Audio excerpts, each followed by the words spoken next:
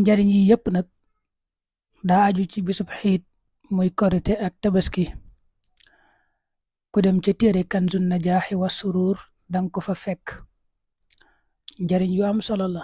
lam ca njëkk indi mooy nee na koo xam ne bisub xiit daa wax astaghfirullah téeméeri yoon, dafa jéggulu yàlla téeméeri yoon gannaaw ba mu jullee suba ba noppi, kooku nee na téere ya nga xam ne ci lañ doon bind ay bàkkaaram di ko fa note, dara du fa deseti, danañ ko faral lépp, te bu ëllëgee dana mucc ci mbugulum yàlla.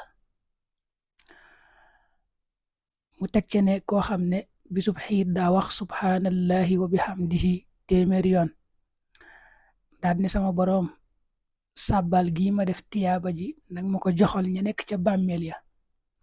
day wax rek yaa rabbi inni aataytu thawaabaha ahlal xubuur. nee na bu ëllëgee ba ñëpp dekki, ñëpp danañ maase taxaw wax ne suñu boroom sa jaam bii nanga ko yaram tey jii, ndax faye ko lam nu defaloon ci àdduna ba nu faatoo jiitu ko. loolu lu rëy la, bu ñëpp taxawee rek ne saa boroom sa jaam bii nanga ko yërëm, loolu lu rëy rëy lay doon. nee na it lii nag moom daa wax ne xadis la, ndax daa wax ne az-Zuhri yi nee na Anas nee na yonente bi moo wax ne sallallahu alayhi wa sallam bisub xiit muy kori wala tabaski, koo xam ne daa wax laa ilaha illa allahu waxdahu la sharika lah lahul mulku wa lahul xamdu yuxyi wa yumiit wa huwa xayyun laa yamuut biyadihi alxayru wa huwa ala kulli shayin qadir. ku wax loolu ñeenti téeméeri yoon 400. loolu nag balaa julli xiit la koy def, nga xam ne bu jullee suba rek waxtu woowu mooy baax balay julli xiit ga. yàlla dana ko may ca jigéeni àjjana ya ñeenti téeméer, zawwajahu llahu taala 400 xawra. day mel ne it nee na ku goreel ñeenti téeméeri jaam, goreel benn jaam rek daa bari tiyaaba lool.